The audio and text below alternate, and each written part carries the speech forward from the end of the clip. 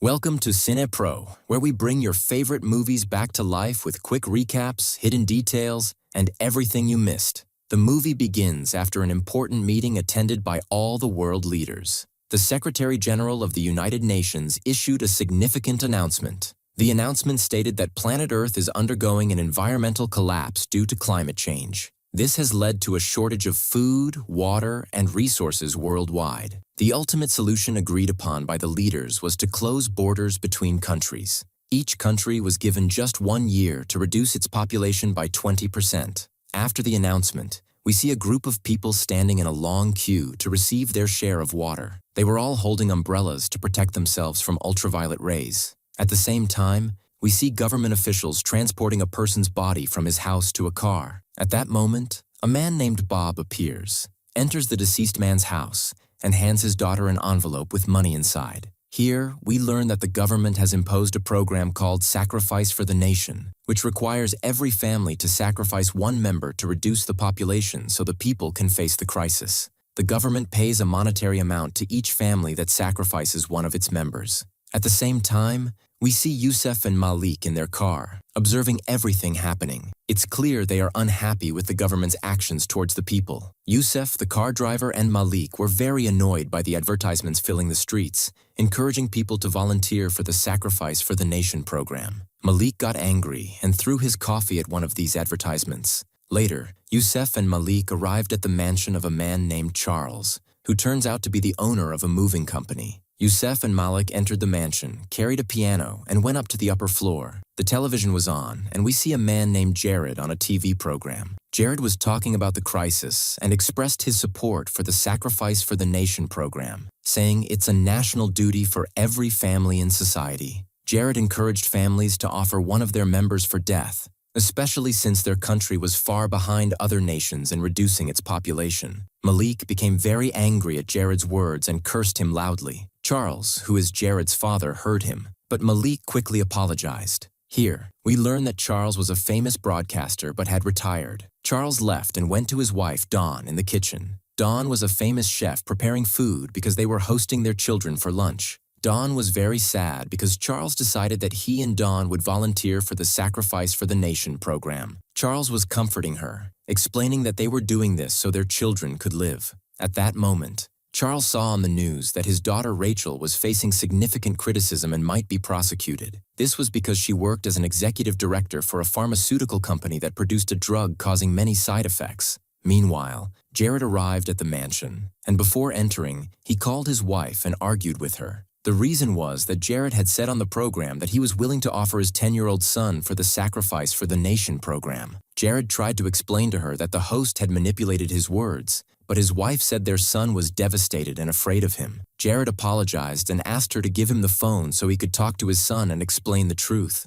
However, his wife said their son was scared of him and didn't want to talk to him. She told him not to come home until the boy calmed down and forgot about it. At the same time, Noah, Jared's brother, was standing outside the mansion under a tree, afraid to face his father. He called his girlfriend, Grace, and told her he was very anxious. Grace advised him that if he couldn't face his family, it would be better not to attend lunch and to meet them later when he was more prepared and able to handle it. Noah agreed with her advice, got into the car with his sister Ashley, and asked her if she knew why their father wanted them. She said she had no idea. Noah and Ashley were very close, so Noah confided in her, telling her he loved his girlfriend Grace and planned to marry her. Ashley was very happy for him, especially when she learned that Grace had helped Noah overcome his addiction. When they arrived at the mansion, Charles welcomed them and hugged them. After they sat at the table, Dawn served them food, and Noah asked her about her restaurant. He was very sad when she told him the restaurant had burned down. Charles also stood up and apologized for his actions and regretted not spending enough time with them. Suddenly, Charles announced that he and Dawn would volunteer for the Sacrifice for the Nation program. Rachel objected and asked to go sit in the office room. Charles told his children that he and Dawn wanted to die surrounded by them, and that they were doing this to protect them from the Sacrifice for the Nation program. Jared objected to his father's decision, saying he acted hastily. He told him the government would never ask him to offer someone from his family for death because the government doesn't impose such things on wealthy and powerful people like them. Jared asked Charles to reconsider his decision, but Charles refused, saying he didn't want to risk their safety in the future. Ashley asked Dawn why she agreed to Charles's proposal. Dawn said she and Charles were public figures and that their actions would set an example to encourage people to do the same. Ashley wasn't convinced and told her father he did this for his reputation and to elevate the family's name even more. She said he felt disappointed in his children because none of them had become as successful and famous as him. Even Jared, whom he had helped enter the media field, had failed and couldn't make people love him. Noah also got angry at his father, telling him he had just apologized to them for not spending enough time with them. Noah lost control because he couldn't imagine his parents would kill themselves. Dawn yelled at Noah, asking him to calm down. Noah listened to her and stayed quiet, not speaking. Dawn told them they would continue their discussion while eating dessert, then went to the kitchen to prepare it for them. Noah tried to convince his father to change his mind, telling him the government was falsifying the figures it presented. They discovered the government had already reached the required number a long time ago, but the officials saw it as an opportunity to get rid of certain groups in society. The government pays $250,000 for each individual who sacrifices themselves. Jared got angry at Noah's words, saying the government would never do such a thing. Charles asked him to stop lying, saying he had spent 30 years conducting interviews with government officials and none of them ever told the truth to the people. He said the government's statements caused strife between the citizens and immigrants, especially when they announced that the cause of climate change was Asian and African countries. The citizens burned the homes and shops of immigrants, including Dawn's restaurant, as she was of Asian descent. Charles said the government was trying to eliminate immigrants under the guise of the Sacrifice for the Nation law. Ashley interrupted the conversation, changing the subject, telling them Noah loved a girl named Grace and wanted to marry her. Noah wasn't happy Ashley brought up this topic, as he feared his father's reaction. Noah told them Grace had quit her addiction 10 years ago and had also helped him overcome his addiction. He said Grace was the manager of a large theater. This theater is a pianist. He congratulated his son on his life. Then he told them he would go help Dawn in the kitchen. But he returned holding Dawn's letter, shocked because Dawn said she couldn't sacrifice herself and would escape to a faraway place where no one would see her again. They were all shocked by what was happening. Charles felt regret because he forced her into death, and she agreed only to please him. The door knocked, and Bob came to carry out the death procedure for Charles and Dawn. They said Dawn wasn't there and asked if the operation could be postponed until they found her. Bob requested to speak with Charles alone. They took him to the office case. There, Bob presented papers to Charles and asked him to sign them. As soon as Charles read the papers, he got very angry, but proceeded with the procedures without revealing what was written in them. Charles slept in his bed, surrounded by his children. Noah played the piano with sad music. Charles apologized to his children and asked them to take care of themselves. Bob injected Charles with a sedative and then with another injection containing poison. While transporting Charles's body, Bob told Gardo and his siblings that he needed another body because he had been summoned to take 2 bodies from their family. Noah got angry and wanted to hit him, but soldiers entered the house and raised their weapons toward him. Bob told Noah and his siblings they had only 2 hours to decide who among them would die. Gardo used his connections and called officials immediately, but Bob surprised them, saying they had jammed all phone and internet signals. He told them he would wait in his car until they decided who among them would die. Gardo and his siblings asked Bob to look for Dawn and kill her, so he would take his 2 bodies. They remained in this state for 2 hours. Then Noah asked about the papers his father signed. Bob told them their father wanted death procedures but changed his mind when he learned that all his possessions would be confiscated. He would be imprisoned for life, and his name would be listed among cowardly citizens who abandoned their duty to the nation. Bob distributed documents containing all the information about each of them,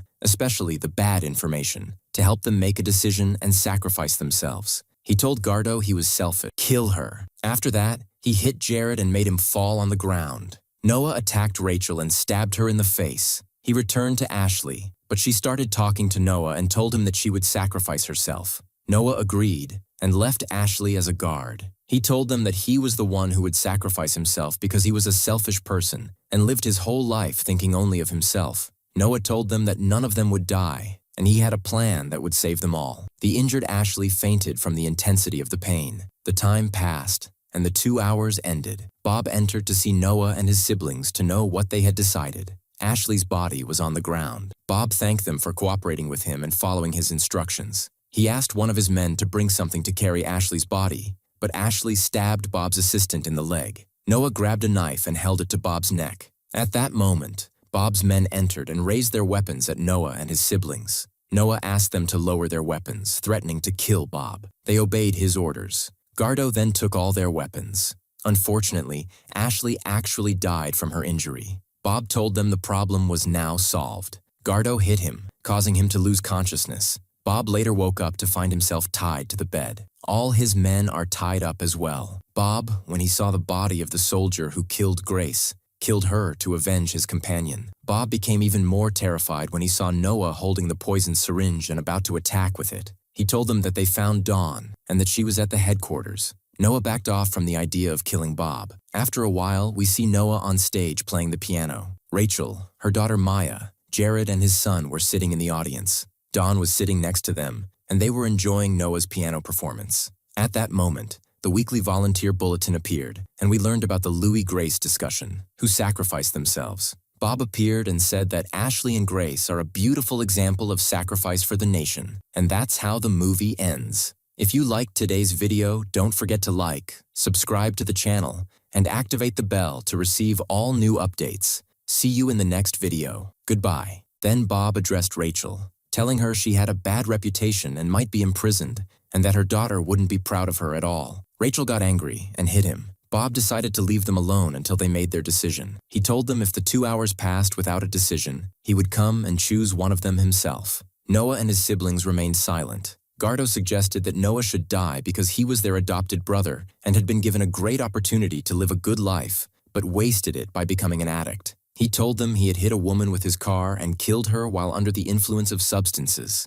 Ashley objected to Gardo's words and argued with him. Noah told them he came today to apologize to them, and they learned he had overcome his addiction and become a good person. Rachel said she wasn't ready to die and pulled out a knife to attack Noah to kill him. Noah preferred to get wounded in the chest, and the knife fell from Rachel in front of Ashley. Rachel wanted to convince Ashley that Noah had to die and that this would increase everyone's share of their father's inheritance. Besides Noah already taking his share when their father paid $3 million in compensation to the family of the woman who died to protect Noah and keep him out of prison. Ashley changed her mind and threw the knife at Rachel. Gardo went to get an iron rod to attack Noah, and Rachel brought a spray to attack Noah as well. Noah moved quickly, hit them all, and ran to a room in the house. Gardo followed him, but Noah hit him. At that moment, Ashley attacked Noah, but he resisted her and managed to control her. When Rachel came to stab him, he hit her and knocked her down. Rachel threw a knife at him, leaving it in his back.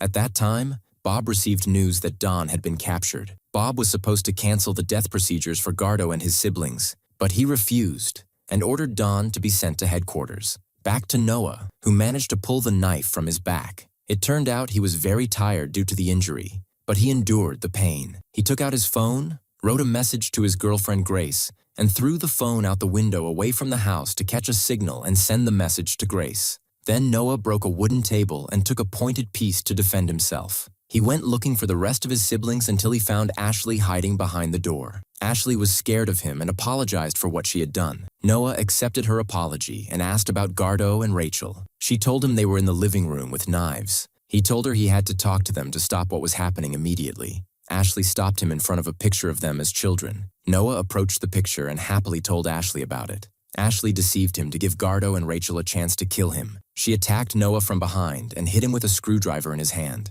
At the same moment, Gardo attacked Noah to kill him, but Noah hit Gardo and Rachel and knocked them to the ground. Then Noah managed to pull the screwdriver from his hand and entered a room, locking himself inside. As soon as Gardo entered, he hit him with the wooden piece. When Rachel entered, he stabbed her in the neck with a fork but refused to kill her. Noah left the room and hit Gardo again but also refused to kill him. Ashley came from behind and hit him on the head, causing him to fall to the ground. Then they tied Noah up and gathered around him, each holding a knife to kill him. They heard someone calling Noah outside the house. They all went out and saw Grace, Noah's girlfriend, standing in front of the house and filming Bob and his men with her phone. She asked about Noah and saw the government officials. She was asked to move away from the house, but Grace refused and wanted to check on Noah by any means. Gardo and his siblings told her Noah was fine and asked her to call for help to save them from Bob. One of Bob's soldiers shot Grace, killing her. Rachel told Bob he now had 2 bodies. Bob apologized for her words and informed her he still needed the second body from their family.